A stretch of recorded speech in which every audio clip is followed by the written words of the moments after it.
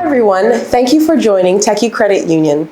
Today we'll be discussing a topic that most people try to avoid, even though it is so important: wills and estate planning. So let's start simple. What is a will?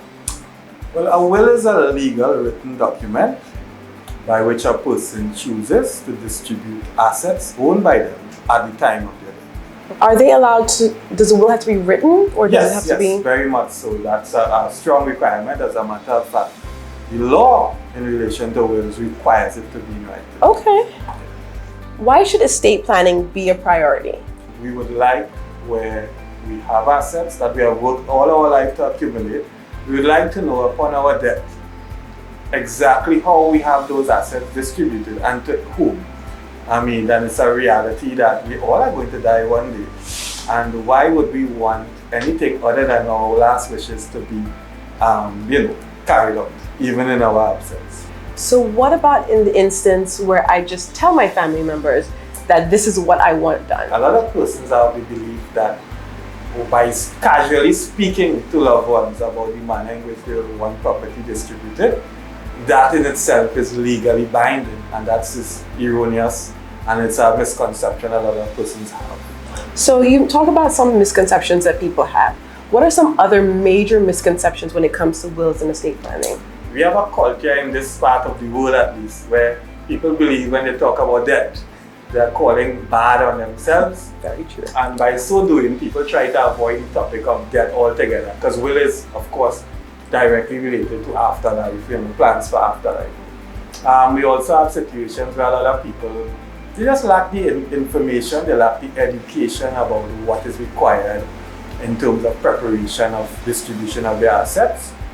Then we have the procrastinators. Of course, we are sometimes very guilty of that. We talk about wanting to do something. We're saying the road to hell is paved with good intentions. So people may have all intentions to create a will sometime in their lifetime. They may have gone to the attorney, may have put things in place, but they just never got around to it. And life will show us that death knocks on your door without any invitation. Very true. That is very, very true. Yeah.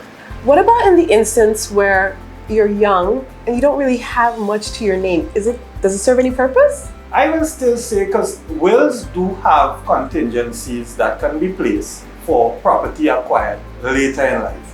So it doesn't mean, if I am 18 or 21, as the case may be, and just starting off as a professional, it doesn't mean that I cannot do a will. I can do a will, and I can make the appropriate arrangements in the will for property that comes into my possession later in life. Okay. So there are contingencies that could be included in a will. It doesn't mean, your position is frozen or crystallized at any particular point in time. I did not know that. Yes. So that is news for me. What exactly does an executor do, and can a lawyer serve as an executor? Well, that's a twofold question. The executor really is the principal person or the legal personal representative who takes care of all the responsibilities of the legal personal representative upon the death of the person making the will.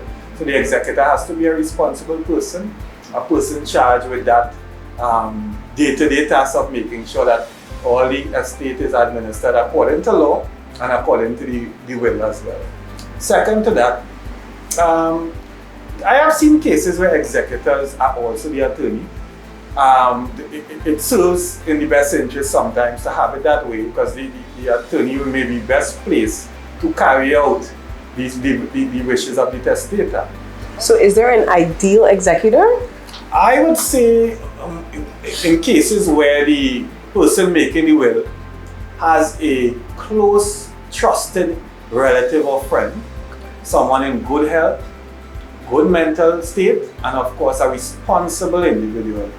That person could be anybody, any person across the board, any profession, but the person must be, keyword here, responsible and willing to take on, because it's a really onerous task. Okay. Can it be possible for the person being an executor and also beneficiary? Oh yes, of the will? as a matter of fact, a lot of wills would start off by identifying an executor, and also that exact named executor will also be directed as a beneficiary in the same will. And it's quite legal, it's quite acceptable, and it's a common thing, very common.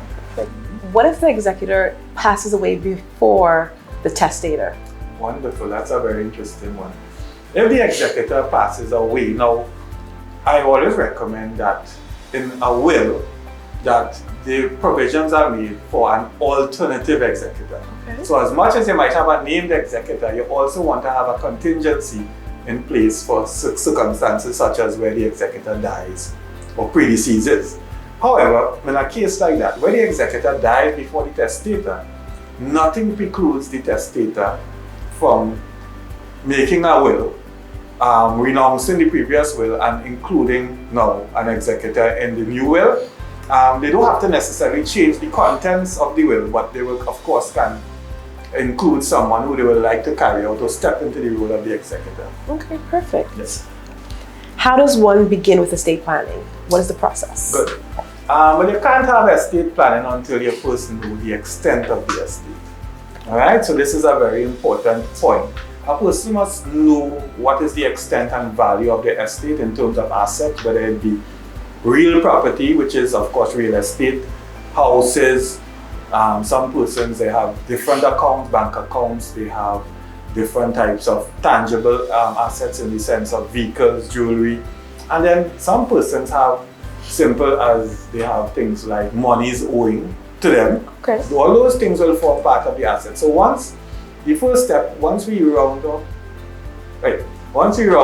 what our assets are, and we reach to that point where we can form a listing of our assets, the next question we have to ask is, who do we want to give the principal legal responsibility to distribute these assets?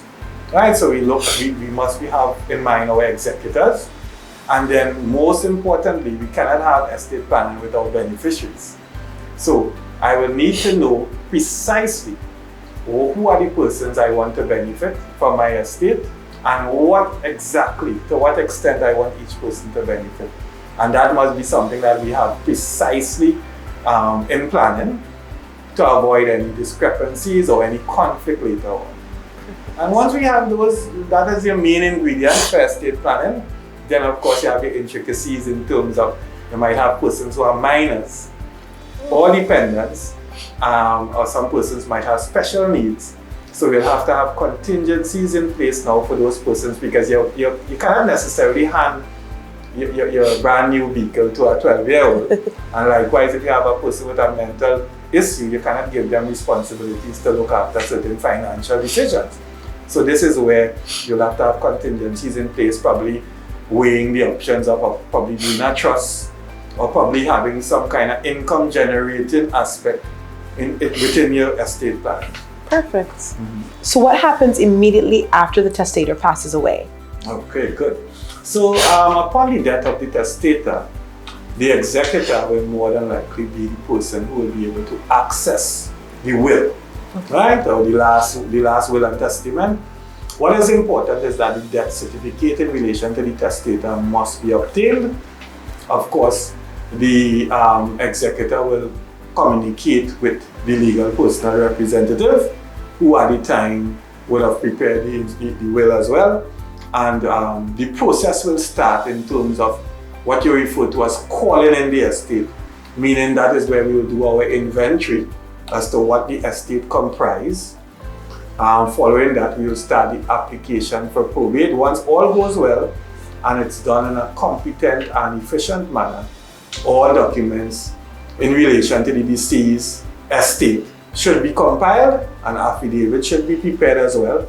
And once that is sent to probate, I say within a week or two from the death of the deceased, mm-hmm, you can actually start a probate application. Okay. And how long does a probate application take, the process? Yeah. Generally speaking, once there's no queries, and I emphasize on the word competent, once it's done in a competent and efficient manner, you can have a probate granted, issued to the executor within a period of sometimes 4 months, in a mid-case scenario, sometimes 6 months, and in cases where, as we have now, we have a backlog in the probate registry, sometimes you will find yourself hanging just about a year.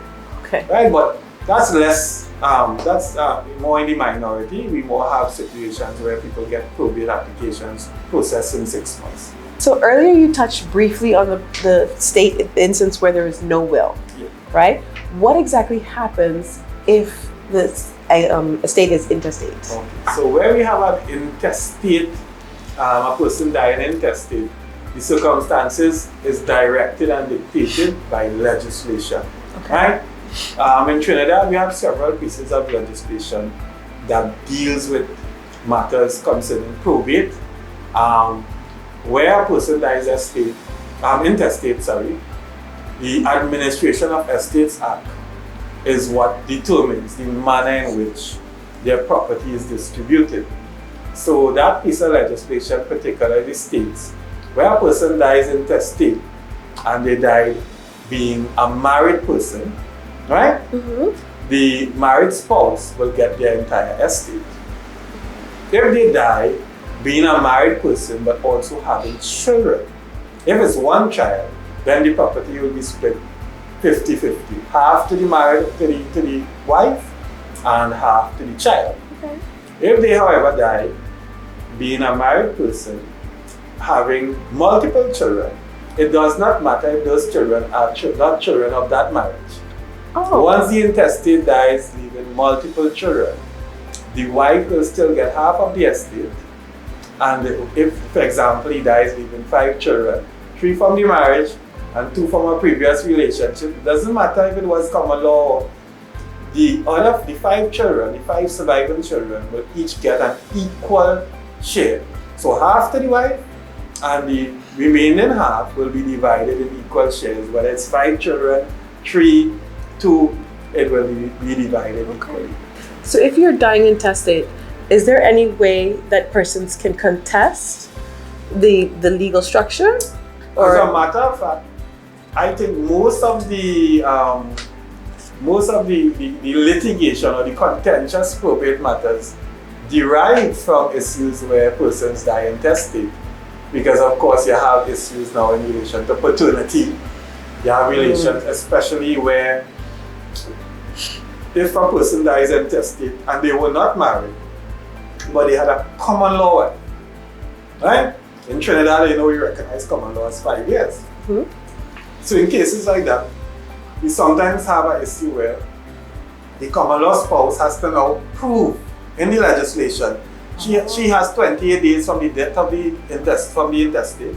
She has 28 days to file something called a notice of interest into the probate court to let probate court know, hey, I was this man common law wife, or common law husband as the case may be. And I have a share and interest in his home. And in a case like that, if the man had children, the children ain't want to know that out of the blue, somebody coming here to say I was white. And this is why you have a lot of contests and a lot of clashing.